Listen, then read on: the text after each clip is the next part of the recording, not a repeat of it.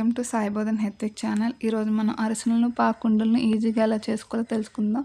మనం ముందు రోజు నైట్ ఒక కేజీ బియ్యాన్ని తీసుకొని ఆ కేజీ బియ్యాన్ని 12 అవర్స్ నానబెట్టిన తర్వాత దాన్ని పిండిగా చేసుకోవాలి. ఈ పిండి చేసిన దానికి ఒక హాఫ్ కేజీ బెల్లాన్ని క్వాంటిటీగా తీసుకోవాలి. ఈ హాఫ్ కేజీ బెల్లాన్ని ఒక గిన్నెలో వేసి పాకం అనేది బాగా మరగనివ్వాలి. మరగనిచ్చిన పాకాన్ని మధ్య మధ్యలో టెస్ట్ చేస్తూ ఉండాలి. పాకం అనేది ముదరగా ఉండకూడదు, అలాగని లేత పాకం కూడా కాకూడదు. వీడియోలో చూపించిన విధంగా ఒక మెత్తని బాల్ షేప్లో వచ్చేంత వరకు పాకాన్ని మరిగిస్తూ మధ్య మధ్యలో చెక్ చేస్తూ ఉండాలి.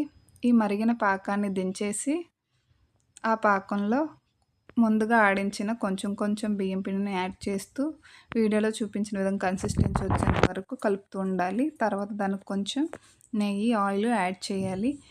ఈ పిండిని చిన్న చిన్న ముద్దలుగా తీసుకొని చిన్న పూరీలుగా హ్యాండ్స్తో ఒత్తుకోవాలి.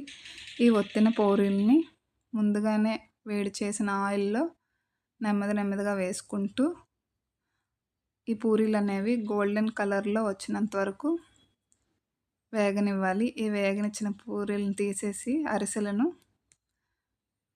ఎక్సెస్ ఆయిల్ ఏమైనా ఉంటే 2 గిన్నెలు తీసుకొని దాని మధ్యలో పెట్టి ప్రెస్ చేయాలి.